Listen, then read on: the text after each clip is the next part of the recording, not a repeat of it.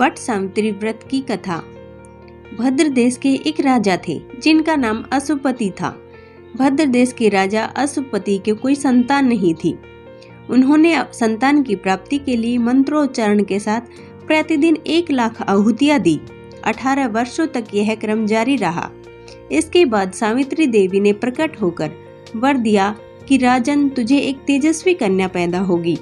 सावित्री देवी की कृपा से जन्म लेने के कारण कन्या का नाम सावित्री रखा गया। कन्या बड़ी होकर बेहद रूपवान हुई। योग्य वर न मिलने की वजह से सावित्री के पिता दुखी थे। उन्होंने कन्या को स्वयंवर तलाशने भेजा। सावित्री तपोवन में भटकने लगी। वहां साल्व देश के राजा धूम्रसेन रहते थे। क्योंकि उनका राज किसी ने छीन लिया था, उनके पुत्र सत्यवान को देखकर सावित्री ने पति के रूप में उनका वर्ण किया। ऋषि राज नारद को जब सावित्री और सत्यवान के विवाह का पता चला तो वो सावित्री के पिता के पास पहुंचे और उनसे कहने लगे कि ये क्या कर रहे हैं आप? सत्यवान की आयु बहुत छोटी है, बल्कि 1 वर्ष बाद ही उसकी मृत्यु हो जाएगी। ये सुनकर सावित्री के पिता अशुपति परेशान हो गए। सावित्री के पिता ने सावित्री को नारद मुनि द्वारा बताई गई बात बता दी और उनसे कहा कि तुम किसी और को अपना जीवन साथी चुन लो। सावित्री ने अपने पिता से कहा कि पिताजी, आर्य कन्याएं अपने पति का वर्ण केवल एक ही बार करती हैं। सावित्री बोली, मैं सत्यवान से ही विवाह करूंगी। पुत्री की बात मानकर राजा अशुपति ने उनका विवाह कर दिया। सावित्री ससुराल पहुंचकर अपने पति और सास ससुर की सेवा में लग गई। समय बीतता चला गया और सत्यवान की मृत्यु का समय करीब आने लगा। जैसे ही सत्यवान की मृत्यु का समय नजदीक आ गया, वैसे ही सावित्री ने 3 दिन पहले से ही उपवास शुरू कर दिया। नारद मुनि द्वारा बताई गई तिथि पर पितरों की पूजा की। हर दिन की तरह सत्यवान उस दिन भी जंगल से लकड़ियां काटने चले गए। तभी अचानक उनकी तबीयत बिगड़ी। सावित्री विधि का विधान समझ गई थी। उन्होंने सत्यवान के सिर को अपनी गोद में रखा।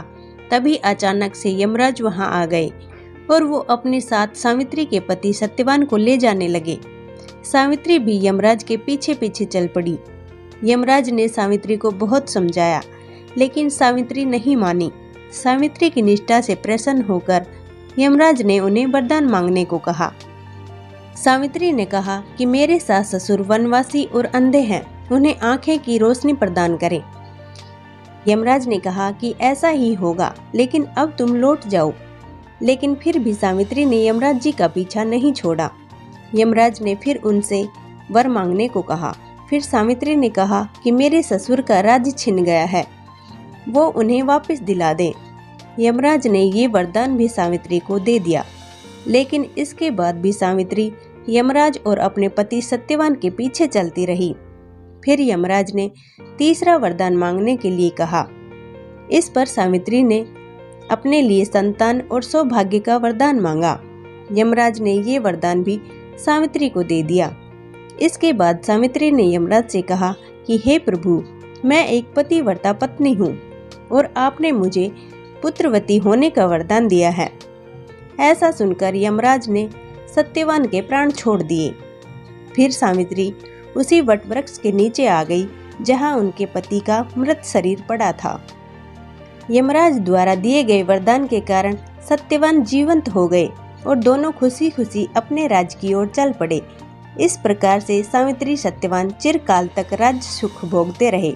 अतः पतिव्रता सावित्री की तरह ही अपने सास ससुर का उचित पूजन करने के साथ ही अन्य विधियों को प्रारंभ करें। वट सावित्री व्रत करने और इस कथा को सुनने से व्रत रखने वाले के वैवाहिक जीवन में सभी संकट टल जाते हैं। दोस्तों, अगर आपको ये वीडियो अच्छी लगी हो तो वीडियो को लाइक, शेयर और चैनल को सब्सक्राइब जरूर करें। धन्यवाद।